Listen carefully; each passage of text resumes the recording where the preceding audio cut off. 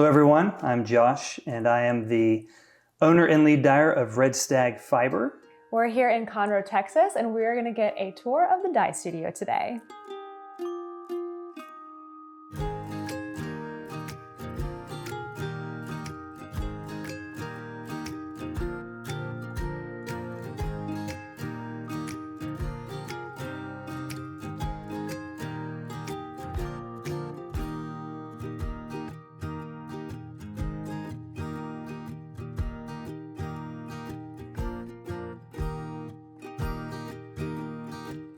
We're here in the dye studio, and actually we're here at your house. So what part of the house are we in? We are in the garage. We have a 3-car garage. Amazing. Yes. And it is like it's all being used up. Yarn studio. So when you decided to make this your yarn studio, what did you have to do to get it ready?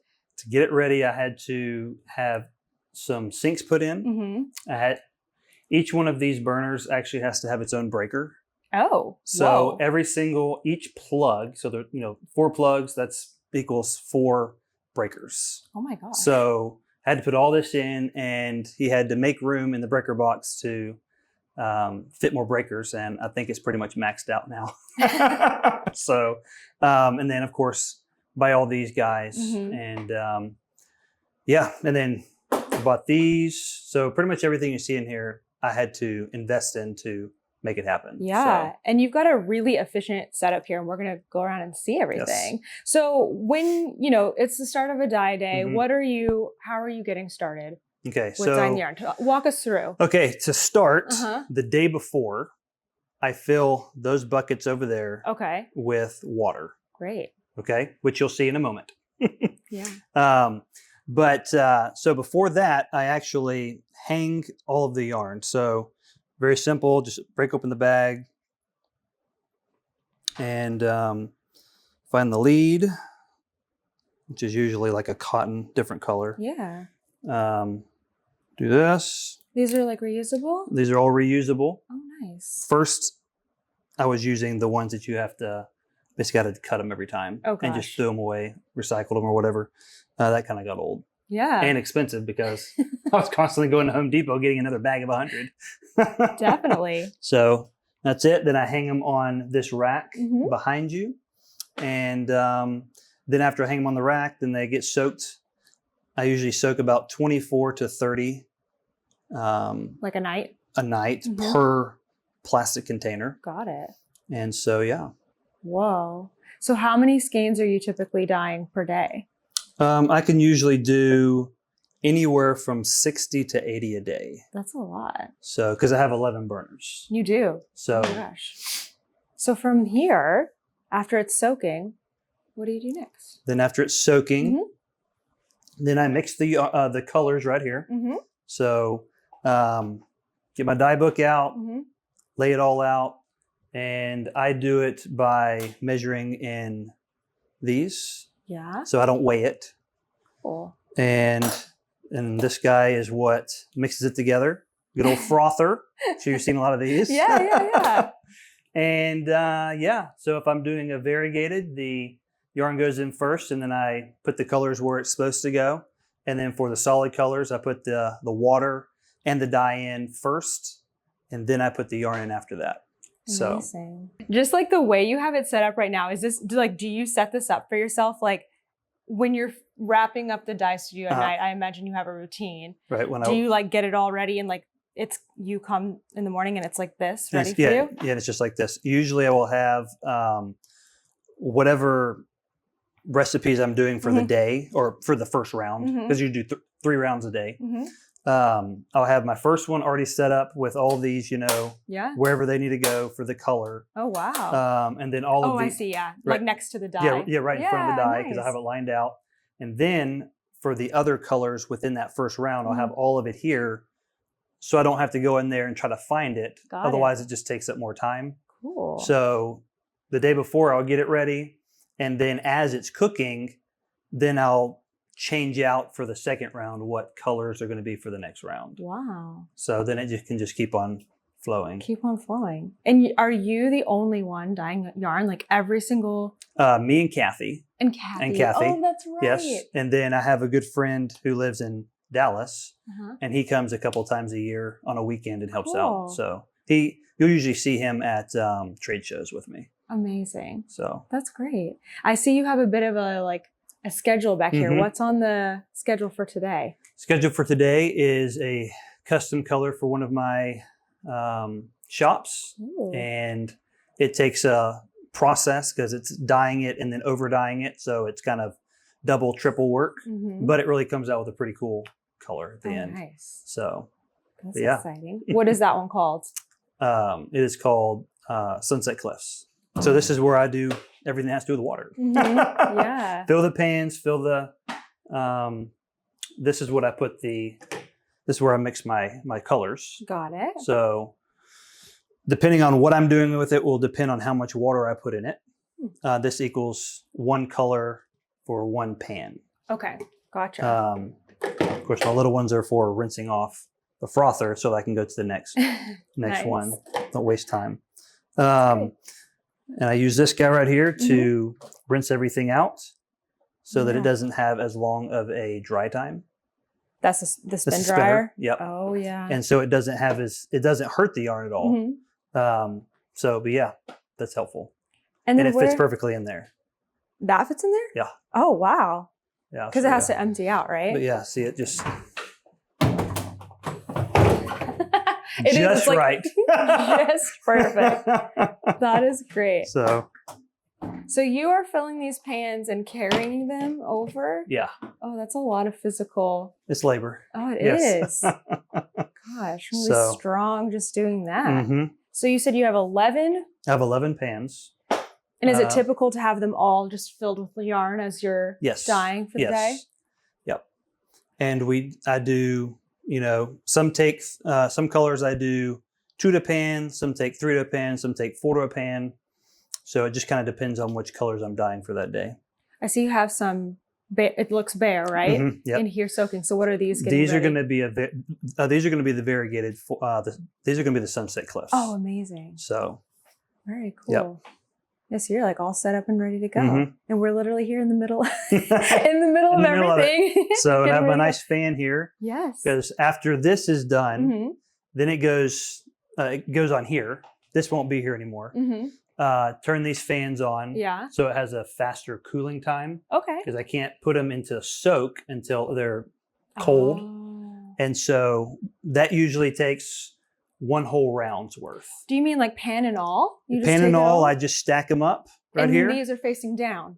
Correct. These are facing down and cool. just turn them on here. Clever. And it blows on them, cools it down.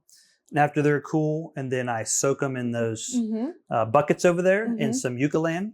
Oh, nice. And then after we rinse them, Mhm. we hang them up here. And then at nighttime, the last thing I do is hook up that fan, roll it over here, and it blows on them overnight. And then by the time morning comes, they're dry. You have the process down, Yeah. like pat. Yeah. How long have you been dyeing? 2018. Okay, so that's So 6 6 years. years now. Yeah. This is actually my 6-year anniversary. I think it's in June. I think. Oh, that's great. Yeah. Are you going to do something special for this? We'll That's kind of far We'll away. see. We'll see. Honestly, last year I forgot about it.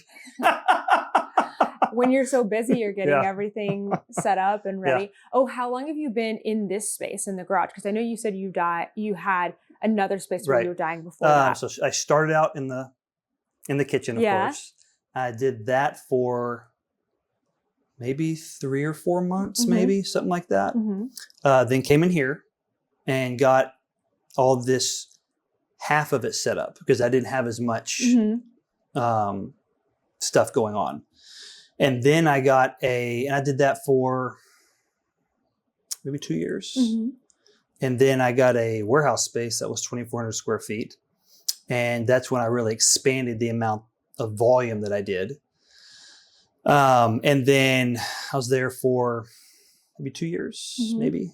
And then this past year, I was able to get out of the lease and downsize, or not really downsizing, but move back into here because I can Mhm. still do the same capacity Oh, okay. as I was doing there. Mhm.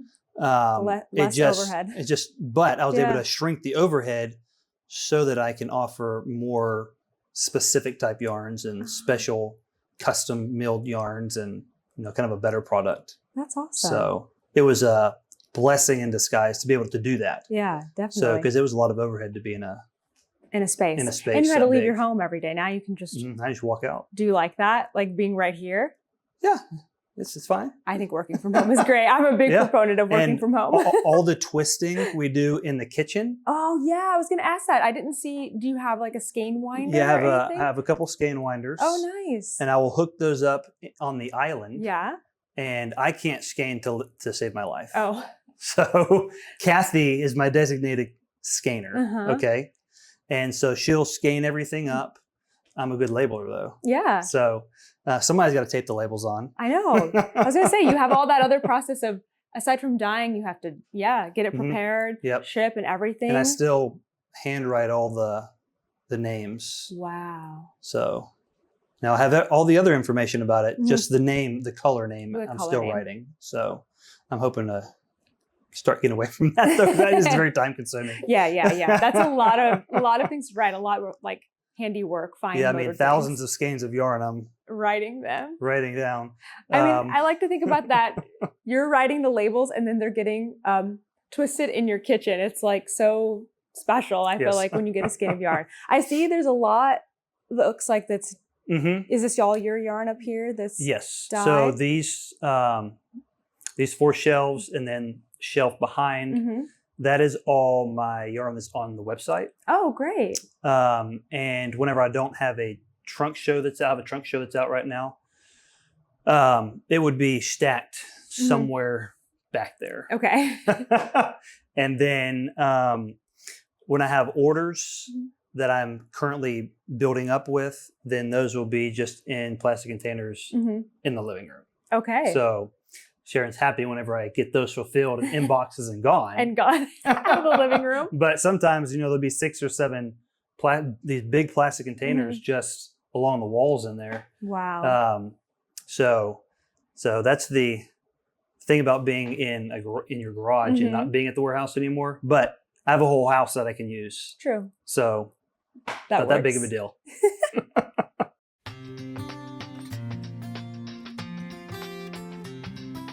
This is your new base. It's my new base. That's coming April 5th. 5th. Yes. Tell me about it. Okay. Nice. So this is a 75% Polworth, 25% Massam. Massam. Yes. And those are both sheep breeds, Those right? are both sheep breeds. Oh. The Polworth is from Australia and the Massam is from England. Okay. And the Polworth is from a merino, or it's been breeded from a merino. So this is all non-superwash, but if you'll see, it's much softer than most non-superwashes. And as it ages and as you wear it, it becomes even softer. Wow. So I like that it has like a nice like it's not too heavy, it's kind of light. What weight yarn is this? This one is the plies. The plies. This one is a sport. Nice. And I have sport and DK. Oh, nice. And it is called the Manor Collection. Each of the bases are called Yorkshire Sport and Yorkshire DK. Very cool. So, because it's, again, the Massam's from Yorkshire County. So what made you want to get this very like specific blend of yarn? Because I wanted something that met my brand and was totally different than anything else out there. And because I'm very picky on yarn that goes against my skin because I have very sensitive skin. So this is something that's a non-superwash that I can put against my skin without it being too scratchy. Yeah. Because this is not scratchy at all. Yeah. And so that's why I decided to do that. And upping the quality of what I offer. Definitely. So. And do you find that this yarn takes the dye differently than I guess like a superwash? It does. 75-25? Just in general, because it's a non-superwash, it does take longer for the dye to attach itself to the yarn. So I'd say it takes depending on the depth of color, Mm-hmm. it could take anywhere from an extra 30 minutes to an extra hour of cooking Interesting. just for it to soak it up. That way, as I try my best to make it where there's not as much leaching. Mm-hmm. You know the difference between bleeding and leaching? No, I don't. Please tell me. Bleeding means it would go into the other color. Okay. Leaching just means it's going out into the water. Oh, okay. So it may your water may be a little discolored, Mm-hmm. but the color's not actually getting into like the color next to it. Got Like this isn't it. going into this, but you might have a little bit of red water. Got it. But this isn't muddled. So Oh, I did not know that. mhm. Bleeding is bad. You don't want Leaching is bleeding. like happens it's the first whatever. time you wash. It, Yeah. and it happens with no matter if it's Store-bought, commercial or yeah. whatever, it doesn't matter. They're all going to Everything. leach water out Yes. or So colors out. So you've got 17 colors. I think 17 you different said? colors. Beautiful. This is Welsh slate. Mhm. This is natural. So this is what it looks like undyed. Oh, wow. So it's a gray base. Yes. This is cobblestone, Aberdeenshire, Dunedin, a classic, Royal Ballet, Mar, French waistcoat, a classic, Royal mantle, per pod, gloss, St. Andrews, gilded, brick tavern, and water avens. Nice job. I would not be able to, to remember all of those. These are beautiful. I'm so excited for this to come out. Thank you. If you're in the Houston area, you can join Josh at the Modern Skein for the Manor Collection launch party on April 5th from 1 to 6 p.m. Check out the details over at the Modern Skein. So we have come into this amazing room. I feel Yes. like we're at DFW because your booth at DFW, it Yes. felt like this. Mhm. So what room are we in now? We are in my library/office. Nice. So Do you do any Red Stag work here? I do. Nice. Yes. Yeah. On my computer. So. Working on that. Oh yeah. So how did you become a yarn dyer? Like what made you want to dye yarn and start Red Stag? So I don't crochet and I don't knit. Okay. And my wife Sharon, she does a lot of knitting and crocheting. Yes. And so, as a way to connect with her, since I didn't do those things, I can do color because I did art in high school and did lots of stuff during state fairs and stuff with oil Yeah. painting and stuff. So I can do Really? colors. Okay. And so I started dyeing yarn as a connection point with her. Mhm. And over time, it has grown into a business. Didn't start out as a business and just became one. Did So you start just like dyeing yarn for her? Like was she asking for a color? Or are you just kind of I experimenting? was just experimenting Yeah. and then just kind of morphed. Wow. So how long ago did you establish as like a business? So you're like, I'm going to dye yarn for other people to buy. I think it may have been 2019. I started in 2018 dyeing. Mm-hmm. And I'm pretty sure that my first bit of yarn was in Sharon's shop. Oh, wow. I mean, if you look at the pictures, it's like, I thought that there was a lot of yarn in that, but Not it's like, compared no, to now. not very much. Maybe 50 skeins, maybe. Oh, wow. And it's like, That is a lot of yarn. but when though. you're going from, nothing to that, it's like in the first shop that you're having yarn hung in, it's like, oh, that's a lot of yarn. And now you do like twice as much a day. Correct. I mean, that's incredible Yeah. that you've been able to do that. So where did Red Stag come from? Red Stag came from, so my yarn is all based off of European travel with Sharon. And so Red Stag is in a lot of, coat of arms, and it's just kind of a real big symbol over in Europe. Mm-hmm. And so I decided to do the Red Stag. Where are some of the places that you've been? I know you travel a lot. We have been to England, Scotland, Wales, Ireland. We have been to Monaco, France. Where else have we been, Sharon? I was gonna say lots of places. She's like, I know. Italy, Amsterdam, Belgium. Been to Italy and Croatia, and loved both of those. Those were wonderful. So lots of places. Yeah, lots of places. Do you ever draw like color inspiration from I those do. trips? I do. because we take a lot of pictures. Yeah. So I do pull a lot from that. A lot of the names, actually, my base names and the names of the colors you'll see are, a lot of them come from Scotland, Okay. which is where a lot of my family lineage is from, Scotland. Okay.